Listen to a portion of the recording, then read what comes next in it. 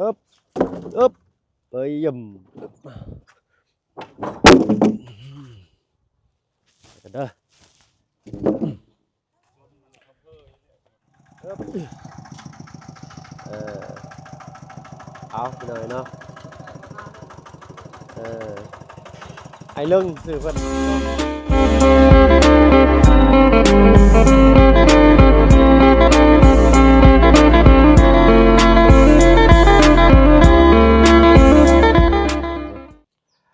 เปิดคลิปเปิดภาพมาบ้านนี้ก็อยู่บ้านของน้องต้นกล้าพี่น้อยเนาะพอดีสายส่งเพิ่นเข้ามาผู้เก่าผู้เดิมสบายดีเด้อหน่อยเด้อโดยเนาะโดยสบายดีน้องต้นกล้าพอดีทางน้องต้นกล้าพี่น้องเนาะเพิ่นได้แชทหาทางบ่พึ่งเนาะกำลังสดข้าวเปียกที่2คำทิ่มถ้วยข้าวเปียกแล่นเลยค่อยก็ได้เนาะ ผู้แลอยู่บ้านสะแล้วเนาะข้างเพื่อนน้องซ้อนเพราะว่าไปหาน้องซ้อน2มื้อแล้วพี่น้อยเนาะทางน้องเพิ่นติดงานแต่งเนาะเมื่อวานนี้แต่งอยู่บ้านสะแล้วเพิ่นซอยเวียกแล้วก็มื้อนี้เป็นมื้อที่2ก็ไปซอยเวียกอยู่บ้านกระลุกในเนาะเอาหลายคนก็สิจื้อจำกันได้เนาะทางอ้ายเพิ่นเนาะแต่ทางน้องลืมชื่ออ้ายชื่อเท่าใดก่อบุญเลิงอ้ายบุญเลิงเนาะถ้าว่าเพิ่งเคยเห็นเพิ่นหลายเทื่อแล้วพี่น้อยเนาะกับอ้ายผู้หนึงน่ะสิส่งบ้านไม้บ้านน้องไม้น้องทายเนาะเพิ่นผู้นี้สิส่งไม้บ้านน้องน้ำเนาะใส่เสื้อแดงมารอบก่อนนั่นบ้านน้องน้ำฤดูหนาวไปนี่ได้เนาะเลยเนาะหาคนเพิ่มอีกเลยใกล้มาจะใช้อ้ายอันนี้ฮะบอกได้บ่บอกพิกัดได้บ่โพไซบ้านโพไซเลยกองหินลงไปพุทธบ่ทันฮอดกองหินบ่โอ้ทางเว็บบริษัทลงไปผ่านบ้านนึงอยู่นะติดกันอยู่ดอกกับบ้านนั้นบ้านโพไซเฮาทางซ้ายมือแม่นบ่ทางขวาเคยมาลงไปดิทางซ้ายก็ได้ทางขวาก็ได้โอ้โดยเนาะพี่น้อยเนาะเดี๋ยวถ้าเมื่อทั้งบ่พึ่งสินั่นก่อนขอบมุกขอบใจอ้ายเพิ่นหลายๆมีแต่สิมาเช็คเบิ่งไม้อยู่น้องต้นกะโตงามๆเลยพี่น้อยเนาะนี่2 4 6 7ผู้นี่โดยเอา6โตคักอะลิบัดนี้ใช้ประตูพอจุไหนนี่แม่โอ้เอาหมอมันบ่ใหม่ดอกมาเอานี่ลงช่วยเพิ่นก่อน บ่แม่นเนาะมาเลือกเอาว่าซั่นซะสบายดีเด้อประตูเด้อโดยเป็นได้ไปใส่กระลับเกลิบได้อยู่บ่ได้อ้าวเนาะบ่มานเนาะเป็นได้ไหมกะว่าเบิ่งแล้วจากประสบการณ์ได้อยู่เนาะว่าบ่ได้ก็จักสิเฮ็ดจำเป็นแล้วเพิ่นเอามาฮอดพี่น้อยเนาะนี่ใส่มันโกนอยู่บ่มันโกนอยู่บ่เบิ่งเนาะมันใส่ทางอ้ายเพิ่นบ่ฮู้หยังดอกอ้ายเพิ่นมีแต่อันส่งอย่างเดียวโอ้ยโกนหน่อยเดียวนึงเนาะเบิ่งหาไม้แย่เบิ่งอยู่ห่าหน่อยตอนนี้โอ้พอดีพาบากนี่พี่น้อยเนาะประมาณจักเซน25เซนเนาะเอาอ้ายเพิ่นเลือกเอาเลยเอาอันใดก็ได้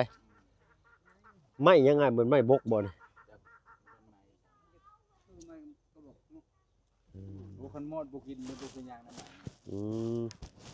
ไม่กระบกทางบ้านน้องลาน้อยก็คือว่าเพิ่นนั่นอยู่เนาะบ่แม่นนะไม่กระบกนี่บ่แม่นเนาะแตกเนาะมันเมื่อเท่านี้เนี่ยมันแตกว่าน้ำชาวกระโดด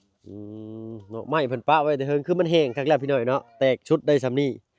เอาเบิ่งเอาได้ประตูไว้เนาะก็สิมีแต่1 2เสานี่กับเสานี่นี่เสานี่แหละสิงามเนาะแต่ว่ามันจะโกนเพิ่นว่าตัวแตกนี่แหละงามตัวแตกงามโดยเนาะเอาให้ประตูเพิ่นเลือกเอาเลยเนาะเพราะว่าทางบ่เพิ่งก็บ่ได้มีประสบการณ์ด้านเลือกเสาปานใดหน้า16บ่หรือหน้า17อ้ายนี่16เนาะฮะหน้า18บ่นี่โตพี่หน่อยเนาะไม่น่า18เลยเนาะ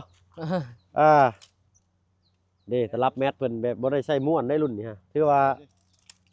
จบแต่ว่าราคาเพิ่นสิอยู่เท่าไรเท่านั้นพี่หน่อยเนาะ เพราะว่าถ้าบ่เพิ่งสร้างหน้า16แต่ว่ามันก็งามโอเคก็เลยเอาหน้า16มันบ่มีหน้าประตูหน้า17โอเคเนาะถือว่าได้17 18หน้านี่พอดีงามพี่น้อยเนาะเป็นจังไดพี่น้องคอมเมนต์มาซอยกันแหน่เสาใหญ่แฮงดีพี่น้อยเนาะทนทานอยู่ชั่วลูกชั่วหลานพู้นแหละเนาะเอาลงเลยแล้วบาดนี้เนาะทางประตูเพิ่นเตรียมไม้เรียบร้อยพี่น้อยเนาะทางบ่เพิ่งลืมเลยพี่น้อยเนาะกราบทักทายเด้อพี่น้องเด้อเนาะกราบทักทายสบายดีผู้ใหญ่ใจดีและ FC เบิดทุกท่านที่เข้ามารับมาชมช่อง YouTube บ่เพิ่งเคยหลายคือเก่าเนาะบ่ว่าฝั่งไทยฝั่งลาวและก็ทั้งฝั่งต่างประเทศก็ยินดีต้อนรับเข้าสู่ช่อง YouTube บ่เพิ่งเคยหลายเช่นเคยนับน้องต้นกล้านับจ้ะนะเพิ่งเด้ออึ๊บเอ้ยย่ำพี่น้อยเนาะตอนแรกถ้าบ่เพิ่งคิดว่าใจประตูเพิ่นไว้หั่นเนาะบ่เพิ่งให้เพิ่นเลือกมุมบ่เพิ่นสิไว้ใช้ก็สุดแล้วแต่เพิ่นพี่น้อยเนาะมันโกนบ่ประตูเลือกเอาเด้อไปโอ้ยหูแมงมันได้น่ะเป็นอะไรปลูกเพื่อนตามใจผู้อยู่ปลูกอู่ตามใจผู้นอนคือเพิ่นว่าหั่นล่ะพี่น้อยเนาะเบิ่งประตูพิงเด้อ1 2โธนักแห้งน้ำกล้วยเจ็บเว้ยเอาเด้อเบิ่งดูอันเช้านี่บ่เอากระยานี่ตามเบิ่งนี่มันอยากขดมันอยากบากแต่มันก็งามอยู่ได้แหละก็ได้ตั้นเด้อตันบ่เอาชุดแรกแต่พอตู้ได้นี่เช้านี่ก็งามไปหน่อยเนาะ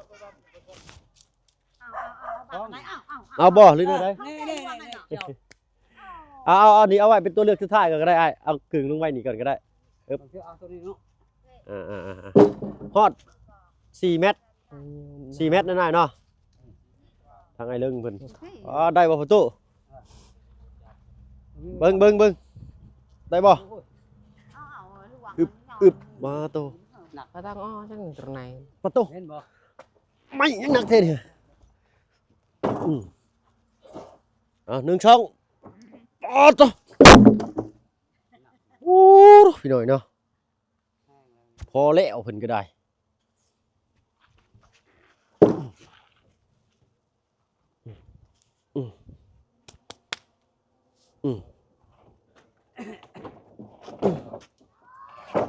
เบิ่งดูตัวนี้เด้อแตกชนิดได้อยู่ที่เนาะได้อยู่เนาะเอา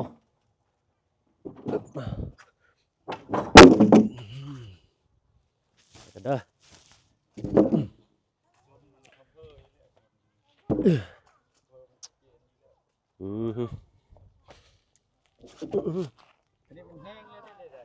แห้งเลยเนาะเนาะบ่มีแตกอีกเอาตัวแตกเนาะอันนี้บ่เอาเนาะเอาตามใจเพิ่นว่าได้นี่พี่น้อง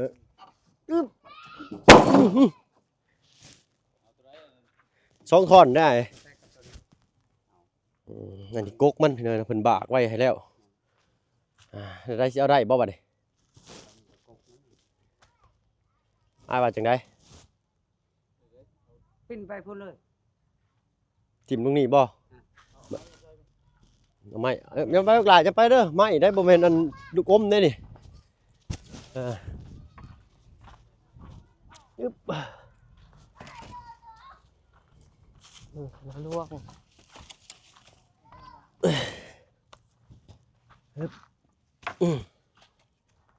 เอาฮึบโอ้ไฟโซล่าเซลล์บ่ตาหลุดนี่ ของแท้อีหลีเนาะที่ไหนเนาะเบิ่งตัวนี้อยากงอหน่อยหนึ่งทางประตูเพิ่นบ่เอาเนาะเอา2 อันนี่แหละเอากึ่งลงรถประตูบัดนี้ได้อยู่บ่เบิ่งเด้อเดี๋ยวขาแข็งเด้อเฮ้ยย่ำเฮ็ดอึ๊บย่ำแม่นแล้วถืออย่างอื่นยังพอทนได้เด้แม่นเพิ่นบากไว้เนยเพิ่นไม้ไว้อยู่ต้นปลาย ตัวนี้ก็เข้ามา หน่อย หน่อไม้เนี่ย แม่นเพิ่น เฮ็ดอันนี้บ่รู้จักมันไม้นี่แล้ว แม่นเพิ่นกากบาทไว้ตลอดพี่น้อยเนาะเพิ่น เอาบ่ให้อันเอาตะปายลุมๆนี่ เลยมันคลำบ่หรือใด แม่นติ เนาะ มานี่กัน เออ เขาบ่ไม้ เลยทางกกทางป้ายเพิ่นสิไม้ไว้ตลอดเด้อพี่น้อยเนาะ เด้อ มื้อก่อน FC ก็สิว่าเอ้าบากเฮ็ดหยังเพิ่นว่านะมันเสียไม้เพิ่นว่าเสียหน้าไม้ก็เพื่อความว่าทางต้นทางปลายนี่แหละพี่น้อยเนาะนี่เพิ่นบากกากบาทสิคือทางต้นเลยทางกกเนาะได้พี่น้องงามอลาดอยู่ โถามว่าไม้ยังกากบาท เลยบ่ยาวบ่ถาม แม่น เด้อเด้อเนาะ ทางนั้นเขาบ่ฮู้ต้องเขาไม้นี่แล้ว เลย เขาเห็นชาวแต่ละอัน อืม มีแต่เขาไม้ปั๊บ เป็นได้อันจะอันงามบ่ งาม เอ แล้ว อเบิ่งก่อนเอารถออกให้เพิ่นก่อนพี่น้อยเนาะบัดนี้เบิ่งก่อนค่อยจอดรถขวางทางเพิ่นล่ะเนาะใช่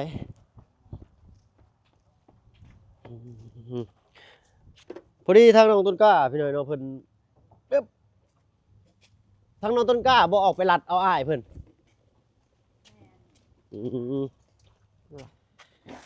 พอดีแหละพี่น้อยเนาะไม่เพิ่นมาส่งมื้อนี้โอ้ดีใจหลายทางบ่เพิ่นก็ได้หน้า17ครึ่ง18พุ่นได้นี่หน้าไม้นี่เนาะเดี๋ยวค่าเสียหายอันโอนเอาบ่อ้ายหรือเอาเงินสดเมื่อโอนเอาเนาะโดยเดี๋ยวเพิ่นให้เพิ่นโดยให้เพิ่นเขียนบินให้เนาะพอโตแข้งขาอ้ายบวมเบิดบ่น่ะเจ็บบ่อยนี่แหละเรื่องต้องเป็นจังซี่บ่ได้เจ็บบ่ บ่ ขออนุญาตจะเจ็บเนาะแดงๆเด้บ่ได้เป็นหยังเนาะปกติ ยังมีอะไรเอ้ย ต่อพี่หน่อยเนาะจื้อเราได้ตั้งแต่ตอนเราใส่เสื้อแดงบ้านน้องน้ำพุ่นแหละบ้านน้องน้ำเพื่อนเซ่พุ่นเนาะรถสายส่งเพิ่นนี่ก็ปีนภูตีนโหลนชุดยอดเด้นี่นี่แหละเนาะ6ต้นเสามาเรียบร้อยเนาะไม้ต่อขอกตามน้ำอ้ายเพิ่นก็มีเนาะสั่งได้ตลอดเนาะมาแล่นมานี่จักชั่วโมงอ้ายฮอดบ่2ชั่วโมง ผมมาแต่9โมง โดยอันนี้11 2เลยนี่เนาะ 12 3 ชั่วโมงเนาะก็บ่ใกล้พี่น้อยแต่ว่ารถไถแล่นไวก็บ่ได้รถหนักก็ย้อนไปคือกบเลยจุก รถนักอันใครเด้รถเบาเด้ รถเบานี่แฮงเต้นไว้ เออโก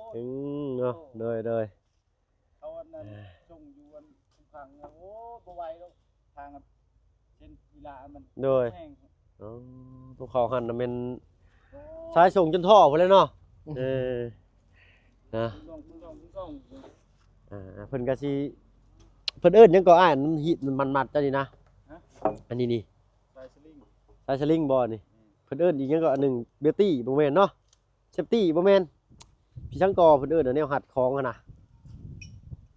เพิ่นเอิ้นมีชื่อเอิ้นอีกแบบหนึงพี่น้อยเนาะทางบ้านบ่เพิ่นบ่เซฟตี้ตัวหนึงอันนั่นแนวอันปีนต้นไม้อะนะ อันนี้จักเพิ่นเอิ้นพี่ช่างเอิ้นบ่ถูกพี่น้อยเนาะ สายสลิง สายสลิงตัวนี้ดีใช่ดีพี่น้อยเนาะแน่นตับเลยนะตัวนี้นะเป็นได้น้องต้นกล้า รู้สึกไปว่าดีใจ ดีใจเนาะ โดย ตัวอันเดีเก่งเก็บเลยปึ๊บสุดยอดเลยนี่แกรถใหญ่ก็ยังได้เลยนี่เนาะไม่วิกเต็มรถชิบล้อนะครับเพิ่นเอาเชือกอันนี้เนาะขึงปรับบัดเดียวอยู่เลยเนาะเอาทางเงินชาวน้ำก็มาเนาะสบายดีเด้อชาวน้ำเด้อเนาะมาเบิ่งซอยกันพี่หน่อยเนาะเอาขอถาดจังหน่อยบัดนี้เอาขอมกขอบใจไอ้อันใช้ส่งหลายๆได้เด้อโดยมื้อหน้ามาอีกเนาะ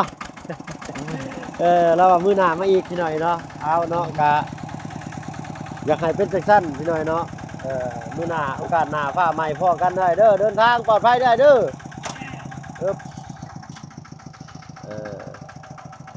เอาพี่หน่อยเนาะให้เรื่องสื่อเพิ่นเนาะเบิ่งเด้อลูกหลานเด้อทางนั้นเด้อ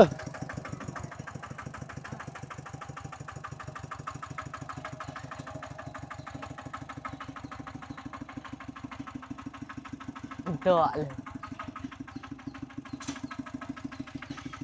ปั๊บเราเห็ดคักมานัง ม อ่าอ้าวโชคดีไอ้โชคดีเดี๋ยวโอกาสหน้า ดี เดี๋ยวสิติดต่อใช้บริการอีกได้เด้อ โอเคพี่น้อยเนาะทางเฮาก็มีแต่รอท่าบินแล้วก็จ่ายเงินเนาะให้ทางชายส่งเพิ่นเพราะว่าเพิ่นว่าส่งไม้แต่ละเทื่อเพิ่นสิบ่เป็นเงินสดพี่น้อยเนาะเพราะเพิ่นขี่รถไถเพิ่นย่านยามเมื่อยยามกลับนั่น อันตรา เว้าย บ่ได้เนาะถือเงินสดเอ้ามีแต่สิให้ทางน้องต้นกล้าเลาะเบิ่งสำรวจเบิ่งคักๆนี่แหละเนาะบ่คักบ่จบบ่งามจังได๋ก็เบิ่งตื่มนำกันไม้หนา18ยาว4เมตรพี่น้อยเนาะงามพี่น้อยเนาะหนาใหญ่ไม้นี่ คักอะไรนี่ คักเนาะ โดย ตัวแตกนี่แหละคัก อืมมันแตกซำนี้เด้อพี่น้อยเนาะมันแตกเป็นลายไม้ซื่อมันบ่ได้แตกจีกออกได้เนาะเพราะว่าไม้มันแห้งแล้ว เนาะ เนาะก็คือเนาะไม้กระบอกนี่ก็ได้ติเนาะเอาไม้กระบอกก็ได้หน่อยเนาะมีแต่สิให้ทั้งน้องต้นกล้าเลยก็ทั้งผู้ตู้ขอบคุญขอบคุณทางผู้ใหญ่ใจดีเพิ่นเด้อน้องเด้อเนาะที่ได้สดช่วยเนาะเอา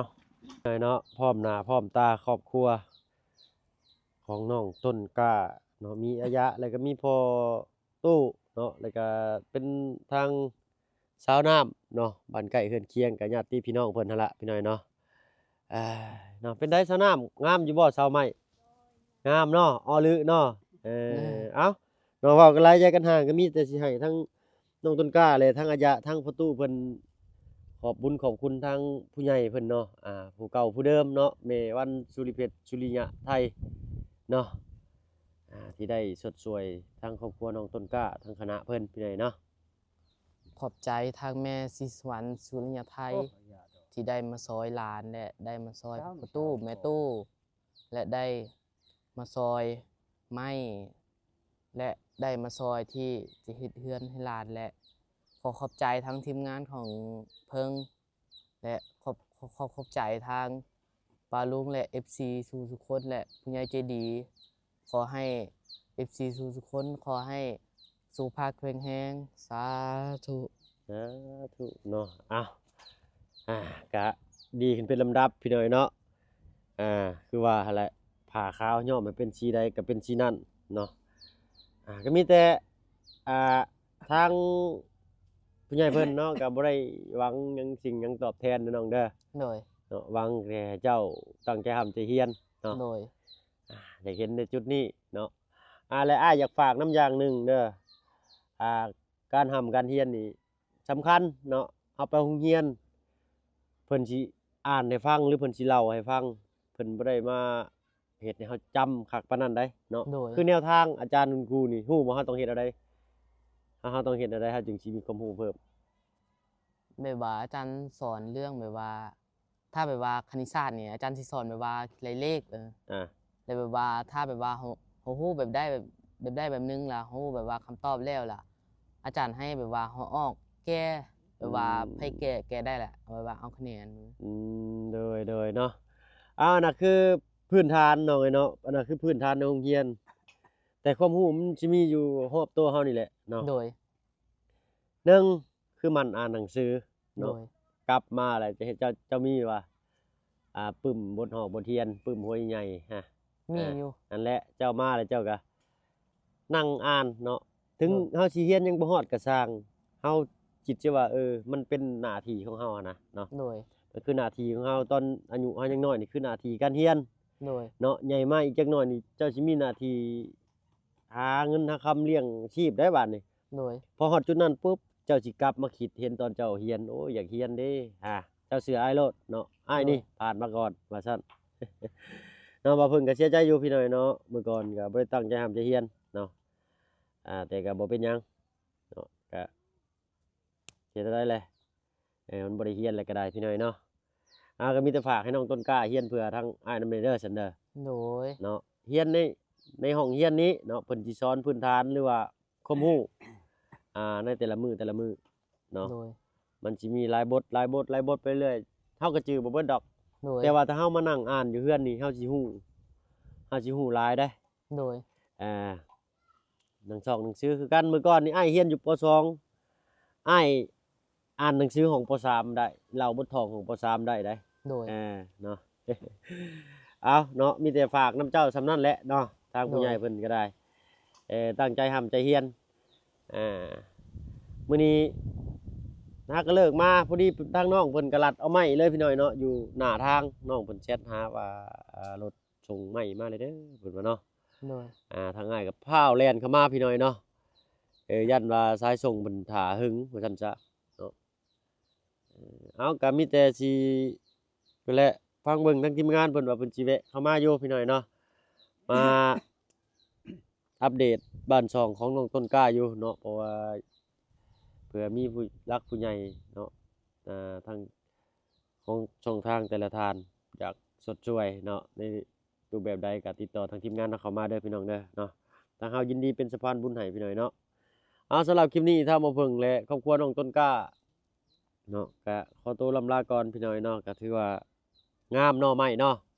โดยงามเลย เลยเนาะงามไม้หน้า18ผู้ใดนี่เนาะประตูเนาะ